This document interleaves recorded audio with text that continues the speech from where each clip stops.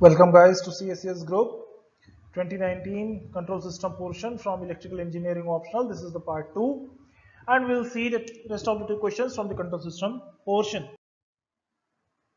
So question number 4a for 2019 was find the transfer function x by e if the force on the mass is Pt, which is equals to K2I2 of t, and have a back EMF equal to EB of t is equals to K1 d by dt of xt, where K1 and K2 are constant.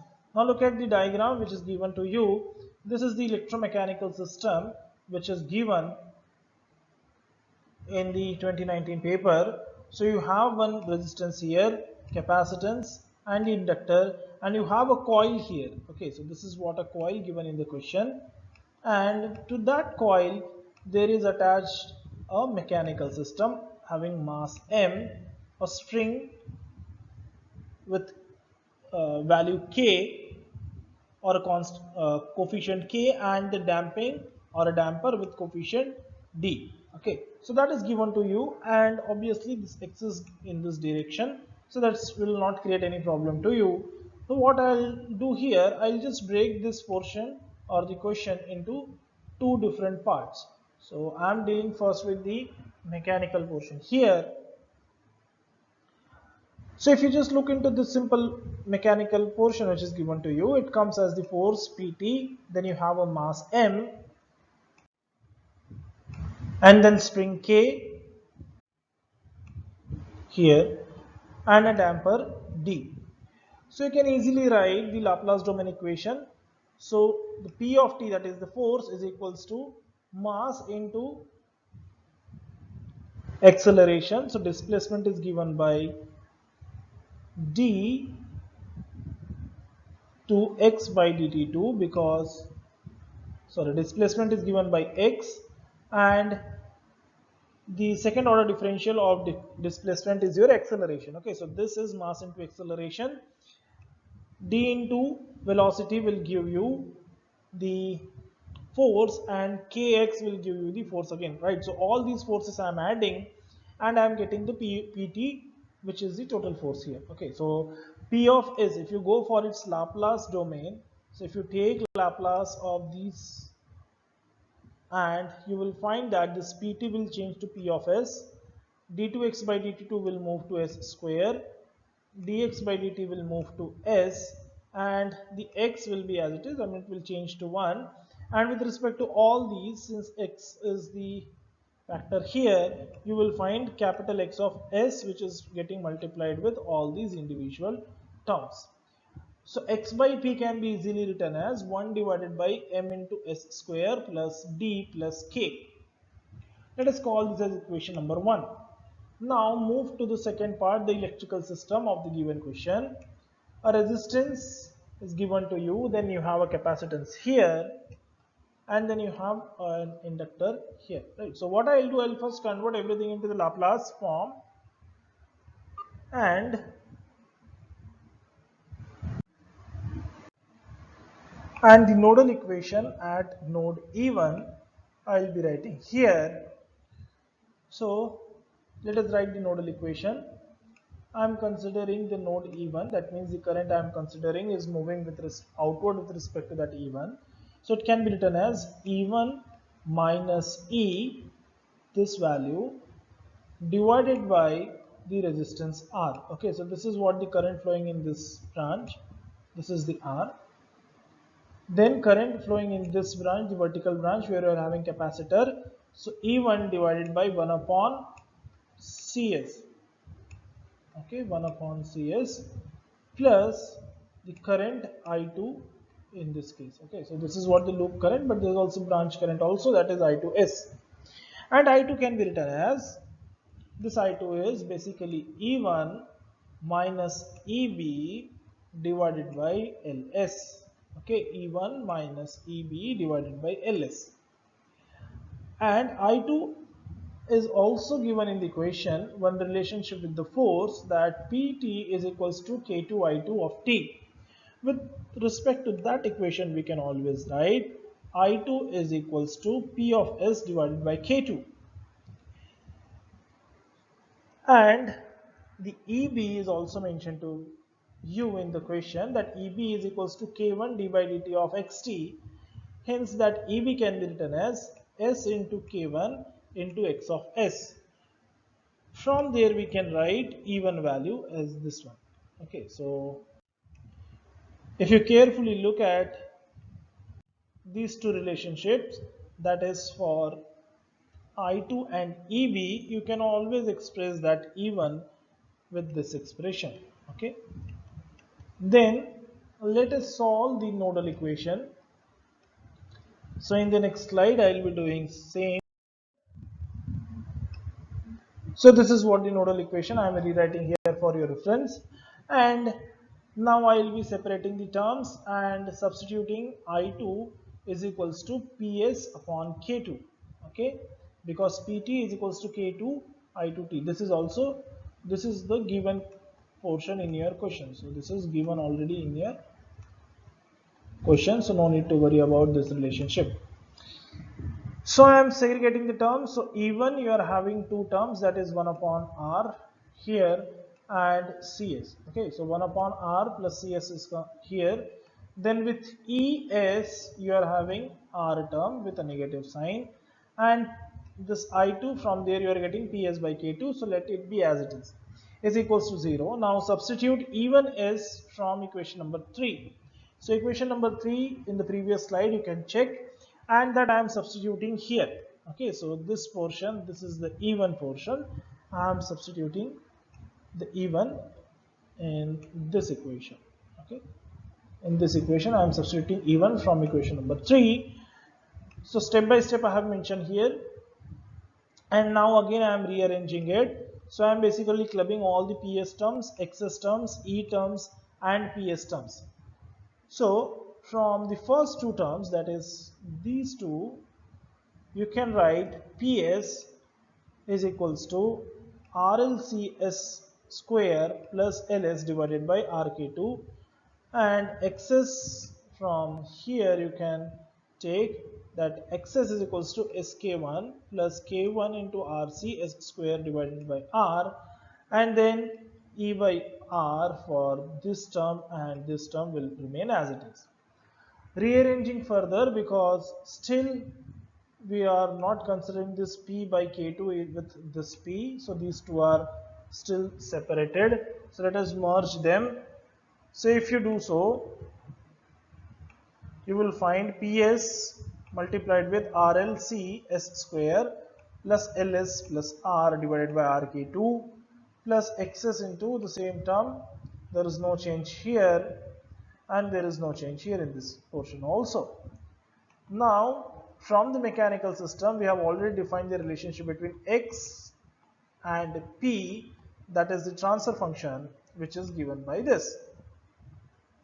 So what we will do, we want the x upon e. Okay, this is what the final answer will be, and we don't want any p term, so we will utilize this transfer function for the mechanical system and will eliminate the ps term. Okay, so we'll eliminate this term. Doing so, you will find this ms square plus ds plus k multiplied with xs will come with the first term here, which is I am writing in this portion. That xs into the other part will remain as it is, so these two are the same as the previous term. And if you further segregate the terms, you will end up with this big giant transfer function. Okay, so this is very important portion, friends. This equation seems to be very difficult to analyze in a single instance, but this is a very tricky question. I have checked for so many books, and I could find that in Nagraj Gopal book this question is given as one of the unsolved, but there is no solution available for the same book. Neither it is available in the Ogata's book, nor it is available in the Manke's book or any other book, right? So this is very important aspect. Those who are even not looking for the civil services and only looking for the control system, they can also refer to such kind of questions. These are very important, and university examinations, they will be asking such kind of questions also. And please correct it, this is D. Okay, so there is a small mistake. There's overwriting here, so please make a correction. This is D, and nothing is there in this portion. Let us go for the next part. Next is 4a. Find C by R or C2 by R1 for the given block diagram. So please understand, you have two inputs R1 and R2 here, and you have two outputs C1 and C2. And look at the question, they are asking you to use the block diagram method and the Manson's formula to solve the same question. So we'll start with the Manson's formula first, because that is quite easy. No need of any tricks or any shortcuts here. It is a straightforward formula. So Manson's formula is given by transfer function of a given system can be written as summation pk del k divided by a capital del. Okay, where p stands for the forward path, del stands for the path factor associated with it, and this is for the capital del is for the loops. Okay, how you can do that? Capital del is written as, capital del is 1 minus sum of all loop, individual loop, plus sum of doublets, non-touching loops doublet, minus sum of non-touching loop triplets, and so on. Okay, so this is what the capital del is. So let us find out how many different forward paths are there. The forward path number one is ABF. So look at here, A and then B. So you will be going through F and then B, and then you will be reaching to the C2. Okay, you are looking for C2 by R1, so obviously you need to consider R2 as 0, so this portion is not there. You have only R1 in the system, so obviously you have to start from this point and you have to reach to the C2. So this is one of the forward path in the given question. The other forward path is C. So you are starting from this portion, going to the C, then to the summer, and then finally you are coming to the C2 point. And del K is 1 for the path 1 because you are touching all the possible loops, hence it is 1. For the path 2, you are not touching the loop FD, so this will come as 1 minus FD. Please correct it, this is 1 minus FD. Okay, this is del 2 is 1 minus FD, guys. Please correct this small mistake is there. And then let us find out the different loops in this case. So let me remove these annotations for the forward path.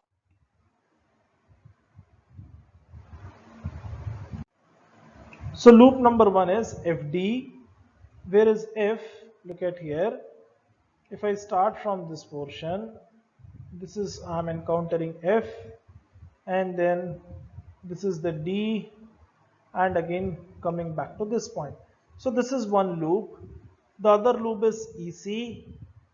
Now let us start with this point.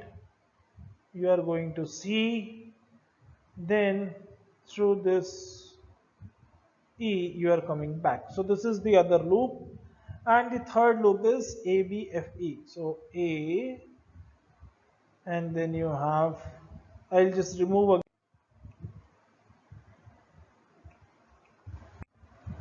So A, B, F,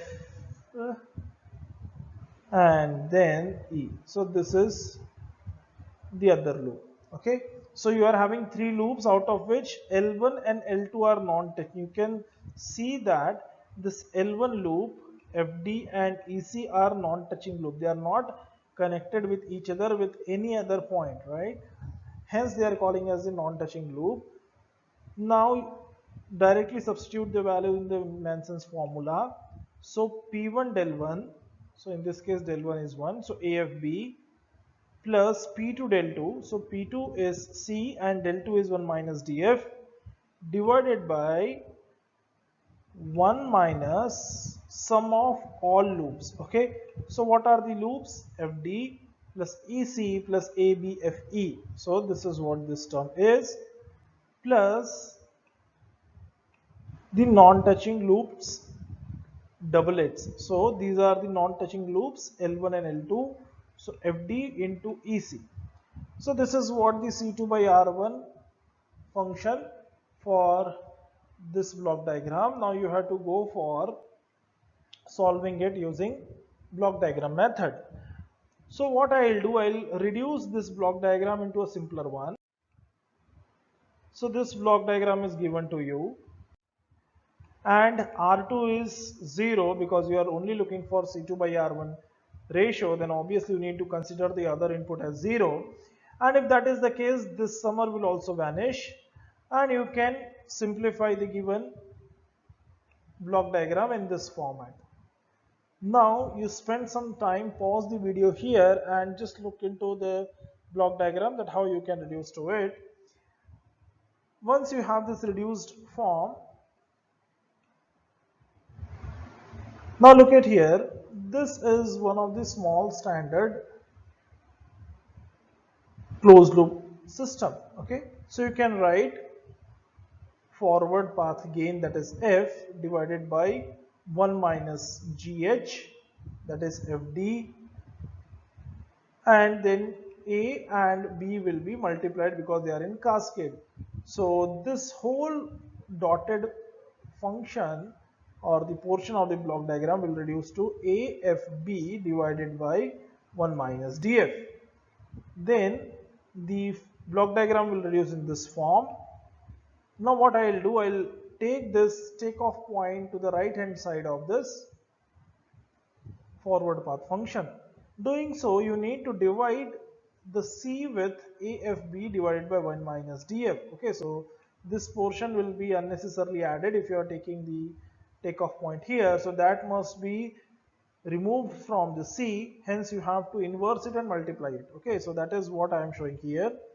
Now look at here please guys, this is a forward path with unity gain, and this is the other forward path with the gain mentioned in the block. Okay, so that can be written as 1 plus gh if g is this value. So that I am showing in the next slide. Now it can be reduced in this form. Now it's very simple, these two will be multiplied because they are already in cascade. So the simplified version will look like this. Again, this is a forward path G, and that's a feedback path H, and you are having a positive feedback, hence it is G upon 1 minus GH. Okay, so this I am substituting the G and H values for this question, that is for this stage, and then you will find that it comes out to be the same transfer function which we have seen using the Manson's formula.